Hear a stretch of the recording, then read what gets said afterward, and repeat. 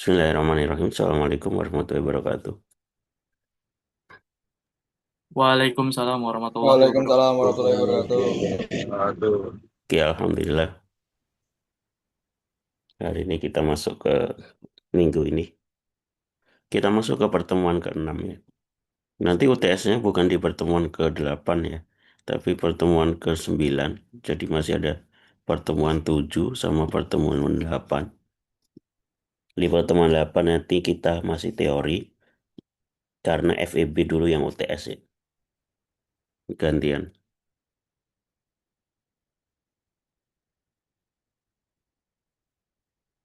Nah, hari ini kita kembali lagi ke topik materi di query SQL ya.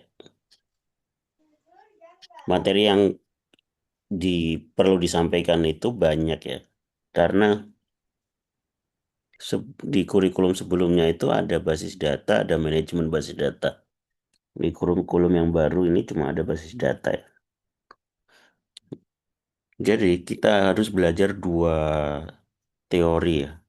Pertama itu perancangan basis data, ERD, CDM, PDM yang kita pelajari. Kemudian baru implementasinya di SQL, query SQL.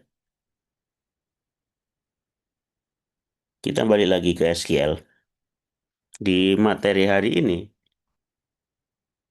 kita akan membahas tentang hak akses atau privilege. Istilahnya kita nyebutnya privilege ya. Privilege itu, kalau sering dengar istilah privilege, itu kelebihan ya, keuntungan. Tapi kalau di MySQL ini hubungannya sama hak akses. Hak akses. Nanti akan pahami maksudnya apa sambil jalan. Yang pertama harus kita pelajari adalah membuat user terlebih dahulu. Ini yang jarang dipelajari orang-orang, kelewat. Padahal hal fundamental yang harus dipahami. Kalau kita install SAM di materi sebelumnya ya, defaultnya kita itu menggunakan user root ya, dengan tanpa password. User root itu user paling tinggi ya. Kalau di Android, kalau kita pakai mengaktifkan root, itu bisa menghilangkan garansi ya. Karena kalau terjadi apa-apa, handphonenya, provider handphonenya nggak mau bertanggung jawab ya. Karena root itu bisa melakukan apapun. Kalau di Android ya, sama. Itu kan Android basisnya Linux. Istilahnya root sama. Di MySQL juga istilahnya root. Udah, sesuatu yang nggak nggak disarankan di dalam pembuatan basis data itu kita menggunakan root. Idealnya bagaimana? Idealnya kita harus membuat user baru, user untuk kebutuhan kita sendiri dengan hak akses yang sudah kita tentukan. Jadi yang pertama kali kita harus lakukan, kita tidak boleh menggunakan user root. Tapi sebelum itu kita harus buat user baru dulu. Creating new user. Caranya bagaimana? Kita menggunakan perintah ya, SQL ya. Perintah SQL itu orang-orang nyebutnya query ya, query SQL. Query-nya bagaimana? Untuk membuat user baru. Query-nya adalah ini saya tulis di bawahnya. Create user, buat user, terus definisikan usernya apa, add host, lokasi hostnya. Kita bisa ngisi dengan localhost untuk komputer lokal, diikuti dengan identified by untuk menentukan passwordnya. Terus kemudian kita masukkan password user baru yang akan kita buat.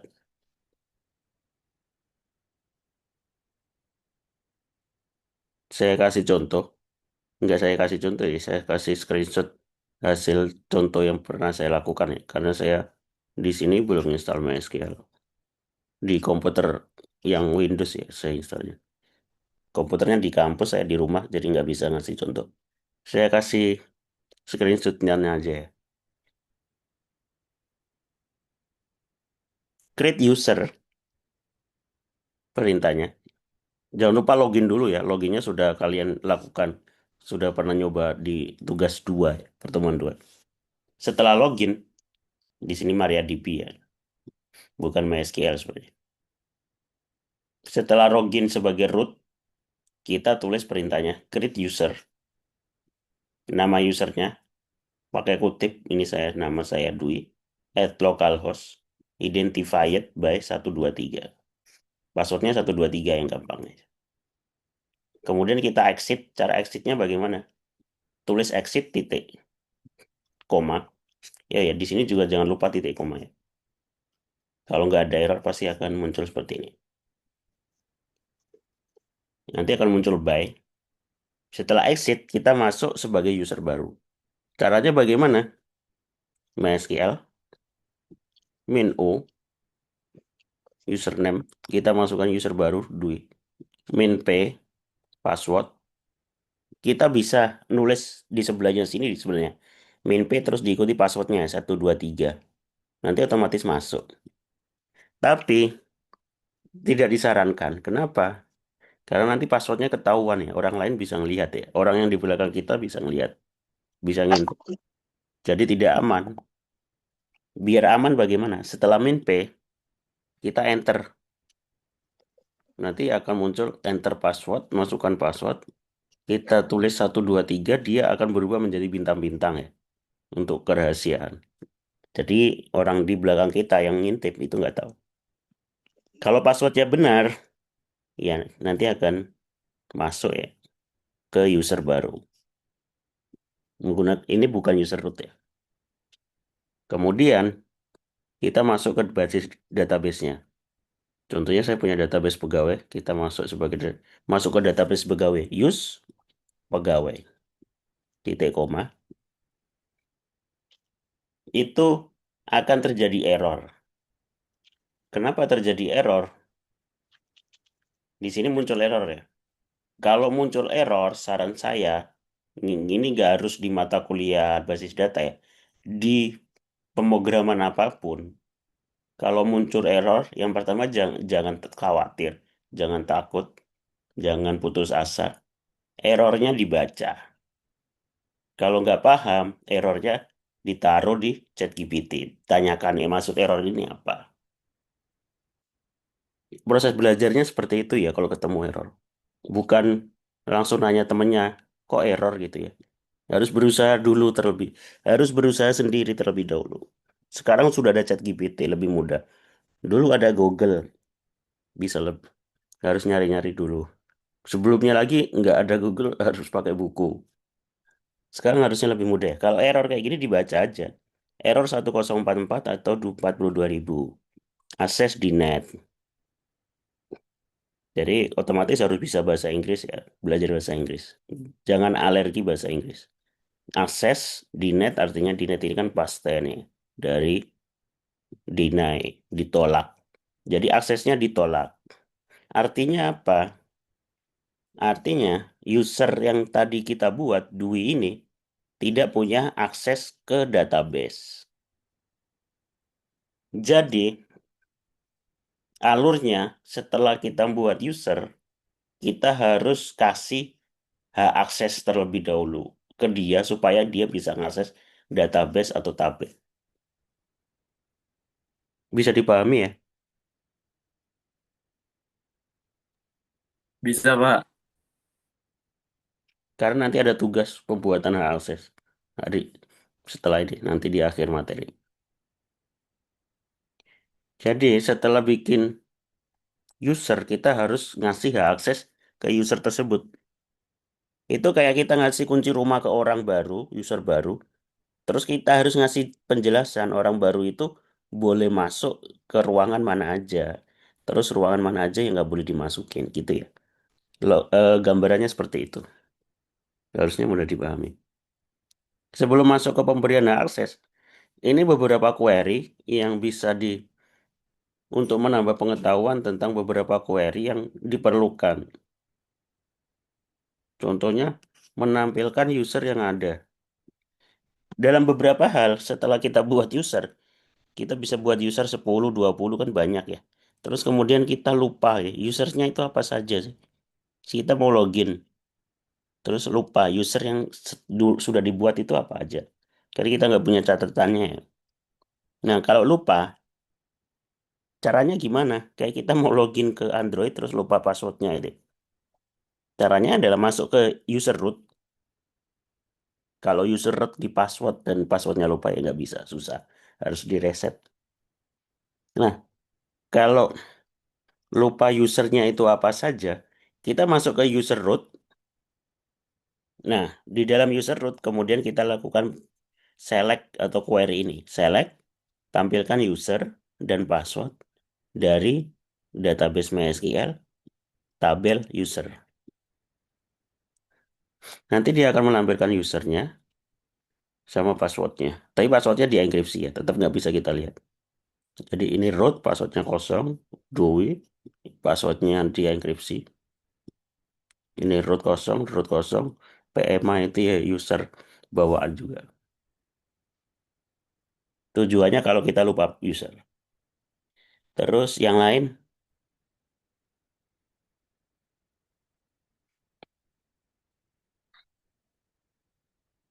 menampilkan tipe hak akses yang telah diberikan.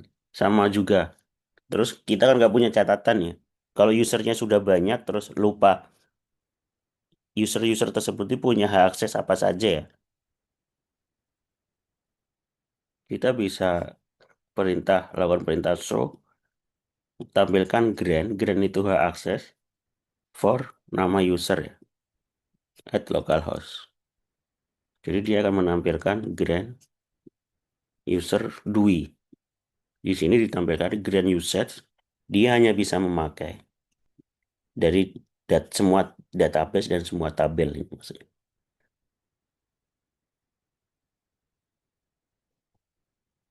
Kemudian kita juga bisa select user sama host.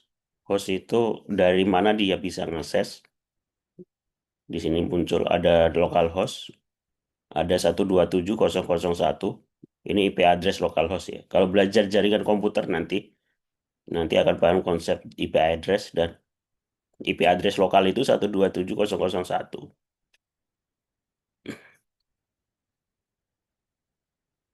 Kemudian di sini adalah tipe-tipe hak akses dalam MySQL. Ada banyak, nggak usah bingung, nanti akan paham sendiri ya. Karena kita belum masuk ke materi pembuatan tabel sama insert update delete ya.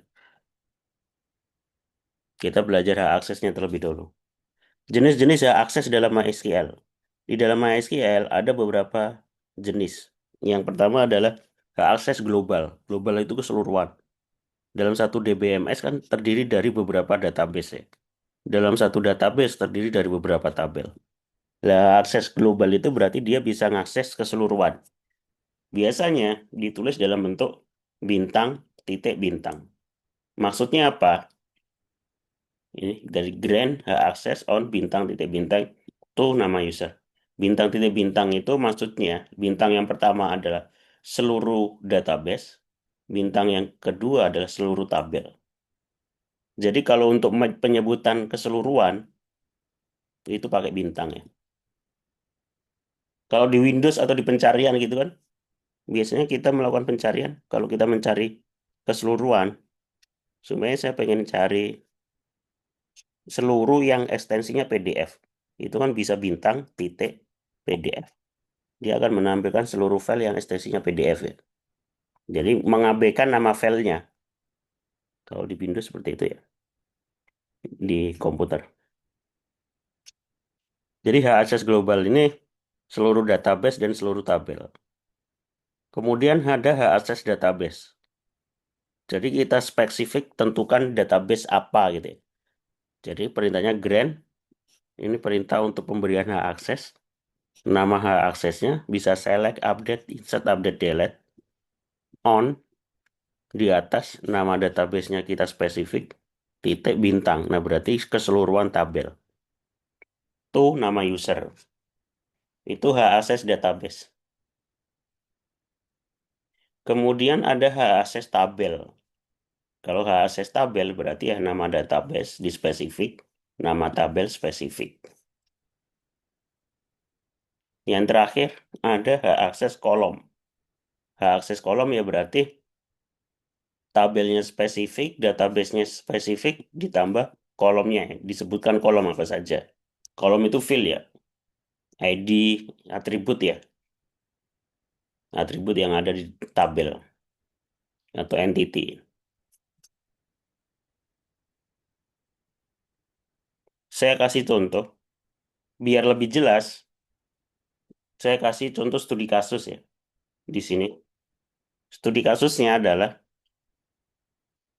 ada perintah atau pertanyaan, buatlah user dosen, user di MySQL ya, dosen, di mana user dosen tersebut hanya dapat melihat, menampilkan gitu ya, merubah, edit, update, menambahkan, update data ke tabel mahasiswa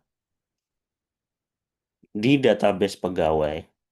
Namun tidak dapat menghapus. Tapi kalau menghapus dia tidak bisa. Yang ada di user tersebut ya. Kemudian user tersebut hanya dapat diakses dari localhost. Nah, jawabannya bagaimana? Query-nya bagaimana? Pertama, kita buat user dosen terlebih dahulu.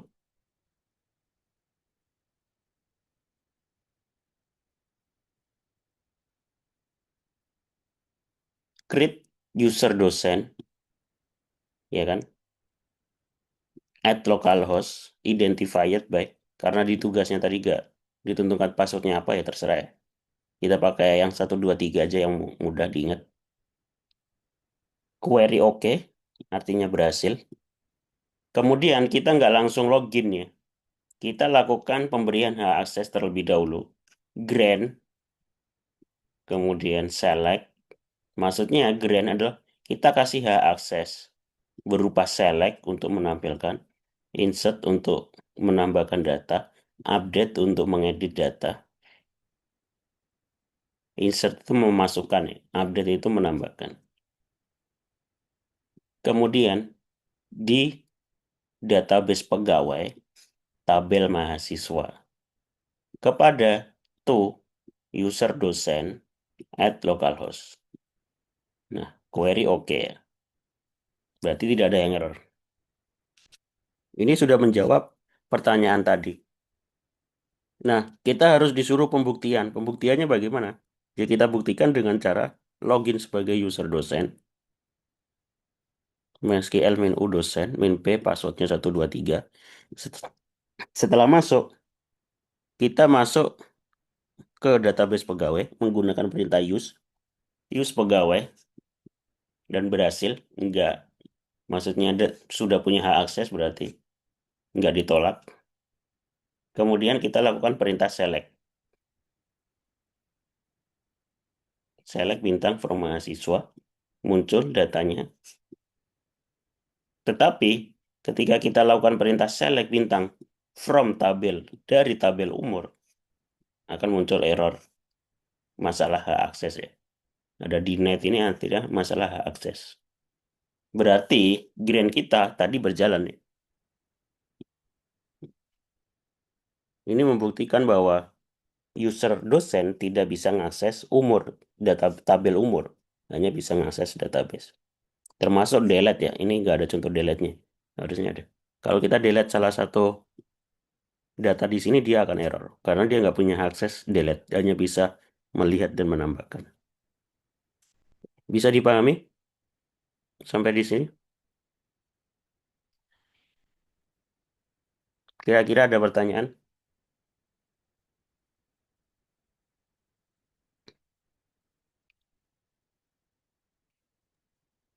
Tidak, Pak.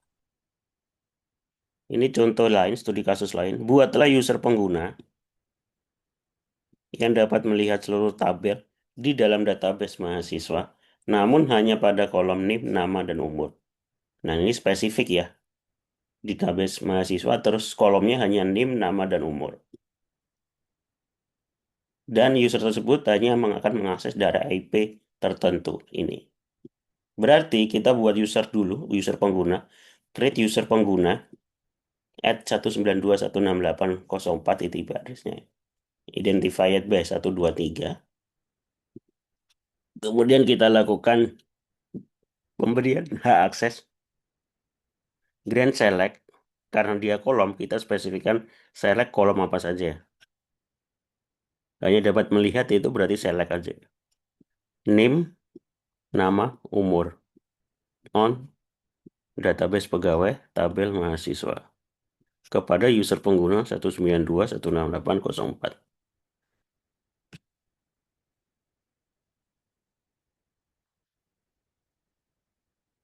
Nah, yang terakhir, kita juga bisa menghapus hak akses, menghilangkan hak akses ya. Supaya sebuah user sudah punya hak akses tertentu, kita bisa hapus. Perintahnya apa? Perintahnya kita tinggal ganti grant menjadi perintah revoke. Revoke itu melepas hak akses. Permission tipe, tipe hak aksesnya ke database apa, tabel apa gitu ya. Kalau kita pengen semuanya, kita tinggal perintah revoke all privilege, semua hak akses on seluruh tabel, seluruh database. Nah, biasanya kita itu bikin user baru, kemudian kalau nggak pengen ribet, user baru itu kita buat seperti user root, bisa punya seluruh akses. Ya, kita tinggal ganti revoke ini dengan grant ya. Kita berikan hak akses, grant, all privilege. Nah, kalau all privilege seperti ini berarti dia akan punya semua privilege ya. Jadi user itu akan sama dengan root on seluruh database, seluruh tabel. Biasanya orang-orang praktisi melakukannya seperti itu ya. Jadi dia buat user baru sebagai user cadangan, tapi di user cadangan itu punya hak akses seluruh root, punya hak akses seperti root, tapi itu nggak disarankan ya. Tapi itu biasanya dilakukan untuk backup cadangan ya. Jadi kalau ada apa-apa, kita nggak perlu masuk sebagai root, tapi masuk sebagai user itu. Oke, supaya lebih jelas, lebih paham, saya minta kalian mempraktekkan ya. Saya kasih tugas, biar masing-masing paham. Silakan diskusi sama temannya kalau ada kendala. Buat user dengan ketentuan, jadi ditentukan ya, harus sesuai dengan perintah. Usernya adalah nama masing-masing, passwordnya adalah name. Dan kemungkinan user ini nanti kita yang akan dipakai untuk UTS ya. Jadi silakan dibuat nama usernya adalah nama masing-masing, passwordnya adalah name masing-masing. Kemudian buat di sebelum buat dulu di tabel root ya, di user root buat tabel mahasiswa dulu di database nama name tugas pertemuan 2. Tugas sebelumnya kan buat database ya nama name. Di dalamnya silakan buat tabel mahasiswa. Baru kemudian berikan akses ke user baru tersebut agar hanya bisa melihat pada tabel mahasiswa. Nah, kemudian ini perintah terakhir adalah buktikan bahwa user hanya bisa melihat tabel tersebut. Oke, silakan dikerjakan, didiskusikan sama temennya. Saya buat tugasnya di pengumpulannya di add link ya. Tugas saya tambahkan di sini.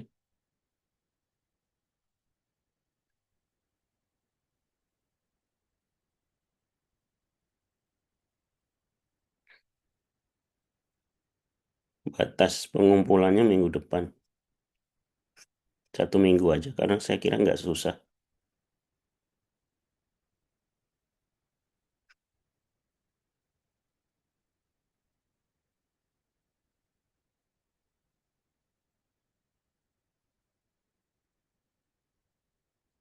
Terus untuk absensi saya buat absen semua.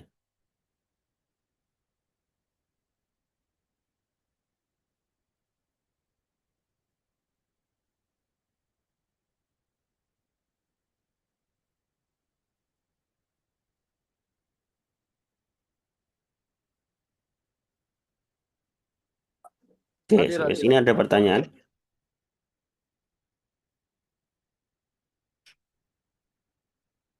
Kemungkinan nanti kisi-kisi UTS yang sudah saya share, soalnya nambah tentang hak akses itu ya. Ada tambahan masalah hak akses ini.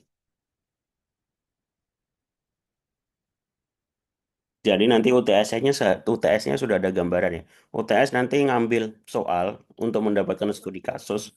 Dari studi kasus itu kalian buat rancang IRD-nya, kemudian rancang implementasikan konseptual data modelnya dan PDM-nya, physical data model, kemudian dibuat tabelnya, nanti ada tambahan masalah hak akses. Dan pembuatan tabel itu nanti harus di dalam ini, user nama NIM masing-masing, bukan di user root. Oke, ada pertanyaan?